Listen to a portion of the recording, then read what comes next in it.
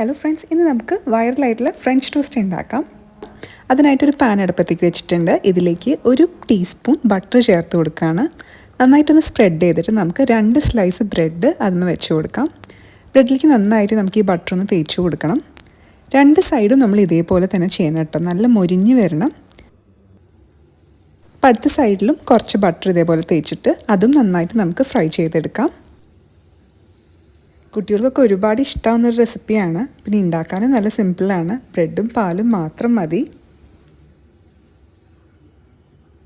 അപ്പോൾ ഈ 2 സൈഡും നന്നായിട്ട് ഫ്രൈ ആയി വന്നിട്ടുണ്ട്. ഇനി നമുക്കിതിലേക്ക് 1/2 കപ്പ് പാല് ചേർത്ത് കൊടുക്കാം. ഈ പാല് ചേർക്കുമ്പോൾ ബ്രെഡ് നല്ല സോഫ്റ്റായിട്ട് ഒരു കസ്റ്റർഡ് പോലെയാവും. ഇപ്പോൾ പാല് മുഴുവൻ ബ്രെഡ് അബ്സോർബ് ചെയ്തെടുത്തിട്ടുണ്ട്. ഇനി നമുക്ക് ഇത് മറിച്ചിട്ടിട്ട് ഇതിൻ്റെ മുകളിലേക്ക് 1 ടേബിൾ സ്പൂൺ പഞ്ചസാര ചേർത്ത് കൊടുക്കാം. നന്നായിട്ടൊന്ന് പരത്തി കൊടുക്കുക പഞ്ചസാര. എന്നിട്ട് നമുക്കിത് മറിച്ചിടണം. ഈ പഞ്ചസാര കാരമലൈസ് ആവുന്ന വരെ നമ്മൾ വെയിറ്റ് ചെയ്യണം. അപ്പോൾ വളരെ ലോ ഫ്ലെയിമിലാക്കിയിട്ട് ഒരു മിനിറ്റോളം നമുക്കിത് കുക്ക് ചെയ്യാം. അപ്പോഴേക്കും പഞ്ചസാരയൊക്കെ നന്നായിട്ട് കാരമലൈസ്ഡ് ആവും. ഇപ്പോൾ നമ്മുടെ വൈറലായിട്ടുള്ള ഫ്രഞ്ച് ടോസ്റ്റ് ഇവിടെ റെഡി ആയിട്ടുണ്ട്. ഭയങ്കര സിമ്പിളായിട്ടുള്ള റെസിപ്പിയാണ്. എല്ലാവർക്കും നല്ല ഇഷ്ടമാവുകയും ചെയ്യും. ഇതിൻ്റെ മുകളിലേക്ക് കുറച്ച് ഹണി ഒഴിച്ച് കൊടുക്കുന്നുണ്ട് കേട്ടോ. തികച്ചും ഓപ്ഷണലാണ്. വേണമെങ്കിൽ മാത്രം ചെയ്താൽ മതി.